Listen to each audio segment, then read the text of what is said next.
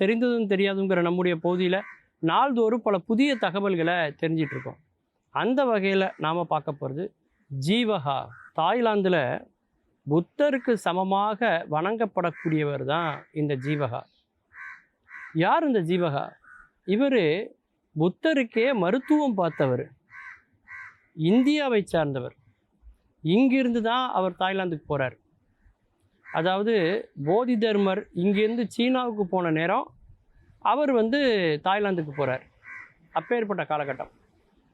நீங்கள் தாய்லாந்தை பார்த்தீங்கன்னா 30,000க்கும் மேற்பட்ட புத்த மடாலயங்கள் இருக்கிறது. ஒரு 98% புத்த மதத்தை சார்ந்தவர்கள் தான் வாழ்கிறார்கள் அப்படின்னு சொல்லலாம். அப்படி ஒரு புத்தருடைய பூமியாக இருக்கக்கூடிய தாய்லாந்து. தாய்லாந்துனாலே எல்லாருக்கும் நினைவுக்கு வருது தாய்லாந்தினுடைய சுற்றுலா அல்லது தாய் மசாஜ் இல்லையா, மசாஜ் விடுதிகள். அந்த தாய் மசாஜினுடைய தந்தை யார் அப்படின்னா இந்த ஜீவகா தான்.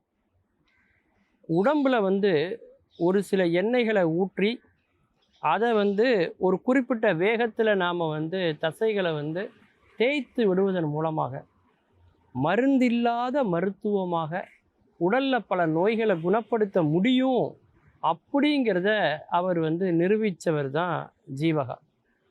உலகம் முழுக்க இன்றைக்கி தாய் மசாஜ்னா அவ்வளோ பிரபல்யம், ஃபேமஸ். அப்படி 2000 ஆண்டுகள் பழமை கொண்டது இந்த தாய் மசாஜ் அப்படின்னு நம்ம சொல்லலாம். அதாவது இரவு நேர வாழ்க்கையை தாண்டி தாய்லாந்தில் மிக முக்கியமான பல விஷயங்கள் இருக்குதுங்க. தெரிந்து கொள்ள வேண்டிய பல விஷயங்கள் இருக்கிறது. தாய்லாந்துனாலே எல்லாரும் நினைக்கிறது வேறு, உல்லாசம் சுற்றுலா அப்படின்னு நினைக்கிறாங்க. அப்படி இல்லைங்க. தாய்லாந்து தான் உலகத்தின் பல நாடுகளுக்கு அரிசியை ஏற்றுமதி செய்கிறது. ஜாஸ்மின் அப்படிங்கிறது அந்த அரிசியோட பேர். உலகத்தில் உள்ள பல நாடுகளில் உள்ள வீடுகளுக்கும் உணவகங்களுக்கும் 30% அரிசியை ஏற்றுமதி செய்யக்கூடிய நாடு எதுன்னா தாய்லாந்து. விவசாயத்துக்கு அவ்வளோ பெரிய முக்கியத்துவம் தாய்லாந்தில் இருக்குது. அது மட்டும் இல்லாமல் ஆசியாவினுடைய மிக முக்கியமான தொழிற்சாலைகள், கார் தொழிற்சாலைகள் ஃபுல்லாக எங்கே இருக்குது அப்படின்னு பார்த்தீங்கன்னா தாய்லாந்தில் தான் இருக்குது இல்லையா. அப்படி பல முன்னணி கார்களை உதிரி பாகங்களை தயாரிக்கக்கூடிய நாடாகவும் பல மின்னணு சாதனங்கள் கணினி சாதனைகளை உற்பத்தி செய்து ஏற்றுமதியிலேயே மிகப்பெரிய பங்கு வகிக்குது. அதனால தான் ஆசியாவின் டெட்ராய்ட் அப்படின்னு சொல்லி தாய்லாந்து அழைக்கப்படுது. அப்போது ஆசியாவில் பார்த்திங்கன்னா விவசாயம், அது மட்டும் இல்லாமல் ஏற்றுமதி, அதை தாண்டி தொழிற்சாலைகள், இந்த மூன்றுக்குமே அடித்தளமாக இருக்கக்கூடியது எது அப்படின்னா நம்முடைய தாய்லாந்து. அதுலேயும் ரொம்ப முக்கியமான ஒரு வருமானம் அப்படின்னு பார்த்தீங்கன்னா அந்த தாய் மசாஜ் அப்படின்னு சொல்கிறோம். அந்த ஜீவகா பார்த்திங்கன்னா மக்கள் அப்படி கொண்டாடுகிறார்கள். புத்தருக்கு சமமாக அவர் போற்றப்படுகிறார்.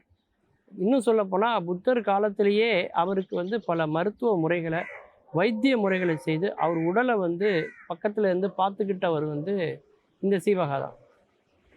அதிலிருந்தே அந்த பணி தொடர்ந்து வருகிறது அப்படின்னு சொல்லலாம். புத்த மதம் எங்கெல்லாம் பரவியதோ, எங்கெல்லாம் வேறு ஒன்றியதோ அந்த எல்லா இடத்துலையும் பார்த்திங்கன்னா இந்த புத்தனுடைய ஒரு கொள்கையாக இருக்கக்கூடிய பல சிந்தனைகளை தாங்கிய மக்கள் எல்லாருமே அந்த தாய் மசாஜ் அப்படிங்கிறதையும் அவங்க ஏற்றுக்கொள்கிறாங்க. இப்போ நம்ம ஊரில் கூட பார்த்திங்கன்னா அமாவாசை அன்னைக்கு எண்ணெய் தேய்ச்சி குளிக்கணும்பாங்க.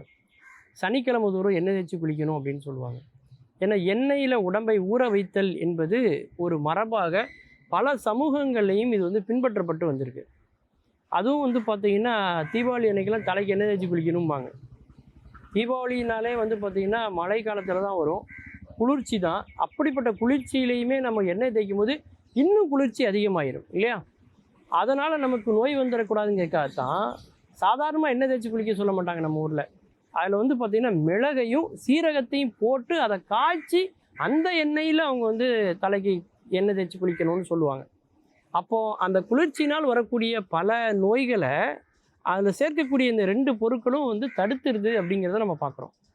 அந்த எண்ணெயும் பார்த்திங்கன்னா முதல்ல தலையில் தேய்ச்சி அதன் பிறகு நம்முடைய நாபி கமலம்னு சொல்லக்கூடிய அந்த தொப்புள்ள அதிகமாக வைக்கணும் அப்படின்னு சொல்லுவாங்க. அப்படி உடல் சூட்டை குறைக்கக்கூடிய பல வைத்திய முறைகள் நம்முடைய மண்ணிலே இருந்தாலும் கூட உலகம் முழுக்க எல்லாராலும் ஃபேமஸாக ஏற்றுக்கொள்ளப்பட்டது எதுனா தாய் மசாஜ். அந்த தாய் மசாஜினுடைய தந்தை தான் இந்த ஜீவகா. மீண்டும் பல புதிய தகவல்களோடு அதில் அறியப்படாத பக்கங்களோடு உங்களை சந்திக்கிறேன். நன்றி, வணக்கம்.